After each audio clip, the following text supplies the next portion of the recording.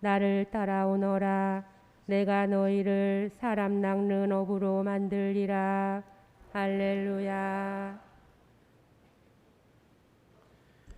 주님께서 여러분과 함께 또한 사제의 영과 함께 루카가 전한 거룩한 복음입니다.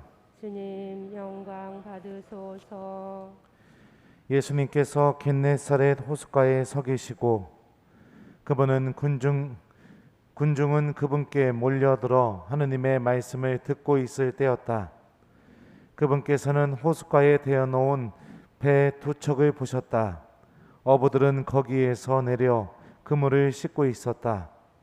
예수님께서는 그 두 배 가운데 시몬의 배에 오르시어 그에게 뭇에서 조금 저어 나가 달라고 부탁하신 다음 그 배에 앉으시어 군중을 가르치셨다. 예수님께서 말씀을 마치시고 나서 시몬에게 이르셨다. 깊은 데로 저어 나가서 그물을 내려 고기를 잡아라. 시몬이 스승님, 저희가 밤새도록 애썼지만 한 마리도 잡지 못하였습니다. 그러나 스승님의 말씀대로 제가 그물을 내리겠습니다 하고 대답하였다. 그러자 그들은 그물이 찢어질 만큼 매우 많은 물고기를 잡게 되었다. 그래서 다른 배에 있는 동료들에게 손짓하여 와서 도와달라고 하였다. 동료들이 와서 고기를 두 배에 가득 채우니 배가 가라앉을 지경이 되었다. 시몬 베드로가 그것을 보고 예수님의 무릎 앞에 엎드려 말하였다. 주님, 저에게서 떠나 주십시오. 저는 죄 많은 사람입니다. 사실 베드로도 그와 함께 있던 이들도 모두 자기들이 잡은 그 많은 고기를 보고 몹시 놀랐던 것이다. 시몬의 동업자인 제베데오의 두 아들 야고보와 요한도 그러하였다. 예수님께서 시몬에게 이르셨다. 두려워하지 마라. 이제부터 너는 사람을 낚을 것이다.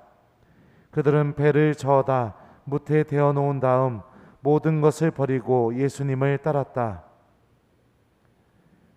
주님의 말씀입니다. 그리스도님 찬미합니다.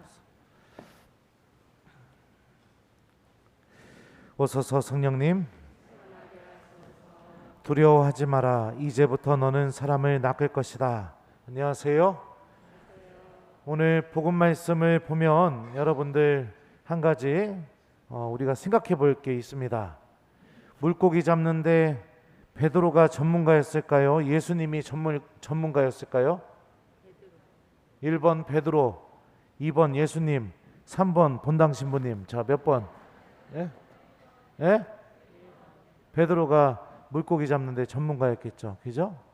베드로가 예수님한테 이렇게 말해요. 스승님, 저희가 밤새도록 애썼지만 한 마리도 잡지 못했습니다. 그러니까 수십 년 동안의 그 물고기 잡았던 그 경험을 통해서 엄청나게 노력하고 애를 썼지만 빈탕을 친 겁니다. 헛된 노력을 한 거였죠. 밤새도록. 그런데 예수님께서 깊은 데로 저어 나가서 그물을 내려 고기를 잡아라 라고 이렇게 말씀하십니다.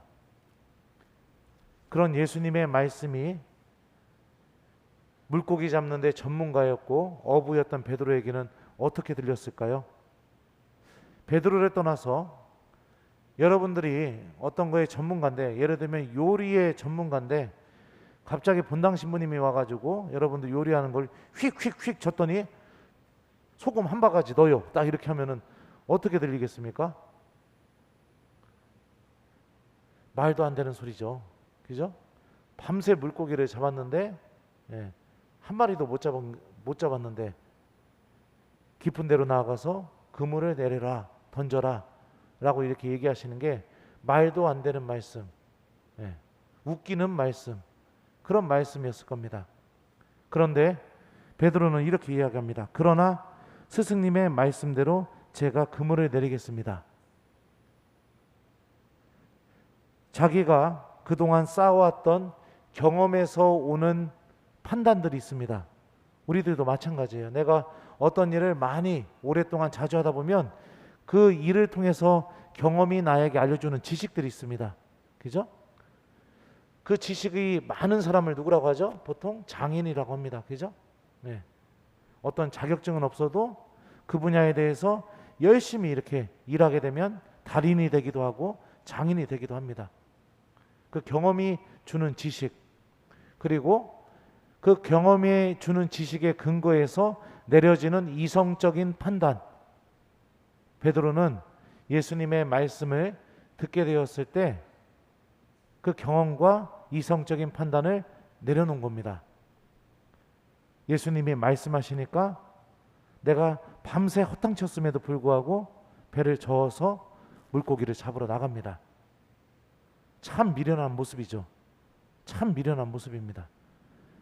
그런데 하느님을 믿는 여정에서요, 이런 미련한 모습이 반드시 있어야 되는 겁니다.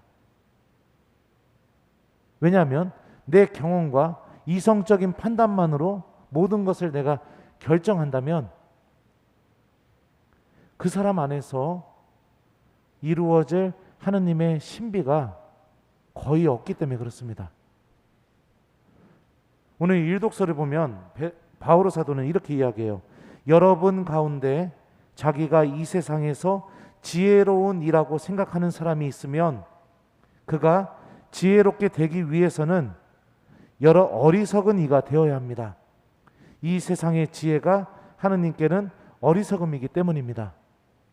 하느님의 방법은 우리들이 생각하고 판단하고 경험에서 나오는 그런 지식들과 이성적인 판단을 뛰어넘습니다.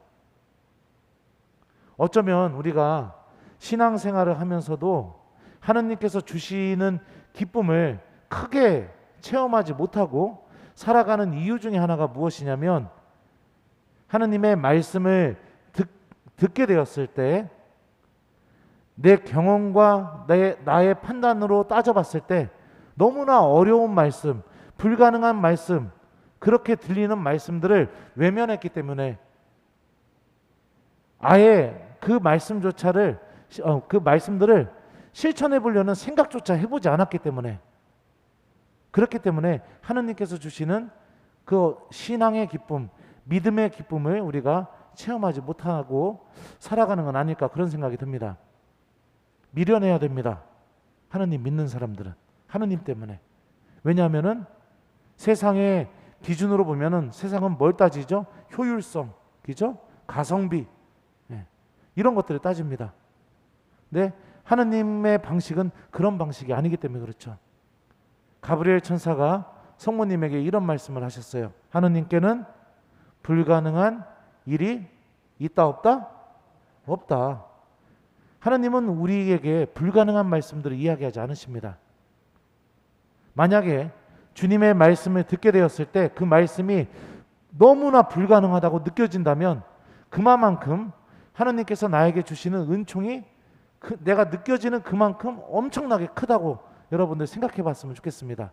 왜냐하면 하느님의 말씀이 나에게 불가능하다고 느껴지는 그만큼 나의 영혼이 하느님으로부터 멀리 떨어져 있기 때문에 그렇습니다. 나의 사랑이 하느님으로부터 멀리 떨어져 있기 때문에 그렇습니다. 제가 고등학교 때 사귀었던 여자친구가 내가 이런 얘기하면 안 되는데 참 저한테 그랬어요. 소원이 있다고. 뭐냐고 했더니 자기 하굣길에 제가 꽃다발 들고 교문 앞에 서 있었으면 좋겠다고. 그게 소원이라고 그러더라고요. 여고 다녔거든요.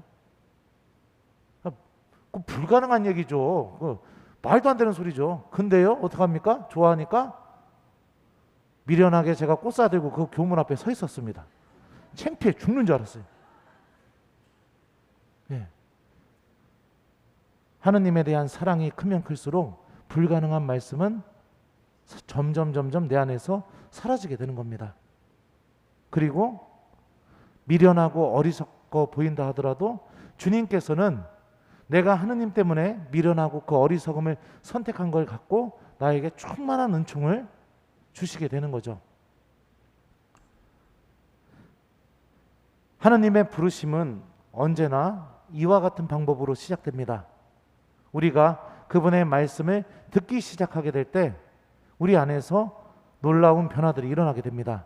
주님께서는 내가 불가능하다고 여겼던 그 말씀을 실천하게 될 때 오늘 복음에서 뭐라고요? 그물이 찢어질 정도로 엄청나게 많은 고기가 잡히게 된 것처럼 주님께서도 그런 똑같은 은총을 우리들에게 맺어주십니다. 그리고 또 하나 나에게 주시는 가장 특별한 선물 중에 하나가 무엇이냐면 오늘 복음을 보면 베드로가 예수님을 처음에 뭐라고 불렀죠? 스승님이라고 불렀습니다. 그리고 예수님 말씀을 실천하고 나서 많은 고기를 잡은 다음에 예수님을 뭐라고 부르죠? 주님이라고 부릅니다. 하느님이 어떤 분이신지 점점 알아나가는 그 선물이 우리에게 주어진다는 거죠. 죄인이어도 내가 내 삶이 오늘 복음에 나오는 베드로처럼 헛된 노력만 하면서 언제나 좌절감과 그냥 마음이 그냥 아무것도 할 수 없는 그런 무력함에 놓여 있다 하더라도 교우 여러분들 기억하십시오. 주님께서는 베드로의 배에 당신께서 직접 오르셨던 것처럼 우리들 스스로가 하나님의 부르심에 응답할 자격이 없다고 여겨지는 그런 우리들의 삶에 우리 삶이라는 배에 주님께서 먼저 올라오십니다. 먼저 찾아오셔요. 그리고 나에게 나의 삶을 완전히 하나님께로 돌려놓을 수 있는 말씀들을 계속해서 끊임없이 해주실 겁니다. 하나님께는 불가능한 일이 없다. 우리 성모님께서도 그 믿음으로 예수님의 탄생 예고를 받아들이셨죠.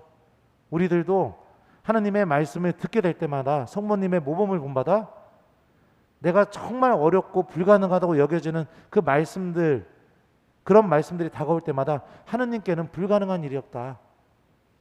이 말씀을 기억하면서 하나님의 말씀을 우리들도 베드로처럼 실천해 봤으면 좋겠습니다. 말씀을 듣고 실천하는 그곳에 주님께서 마련하신 엄청난 은총이 함께 따르게 돼 있고요.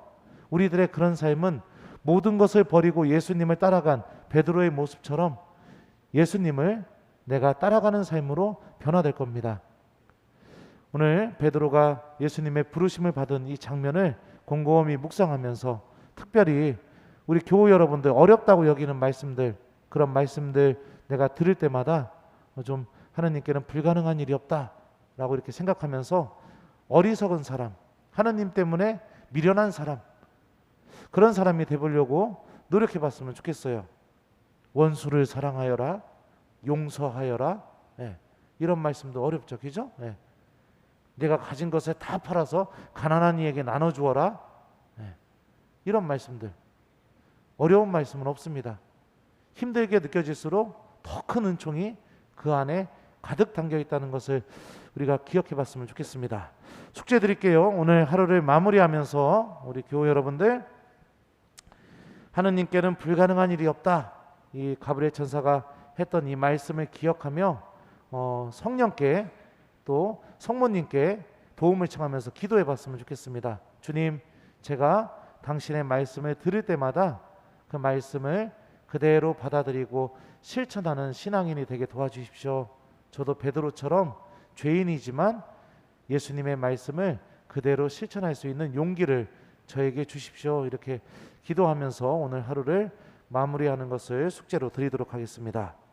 두려워하지 마라. 이제부터 너는 사람을 낚을 것이다. 아멘.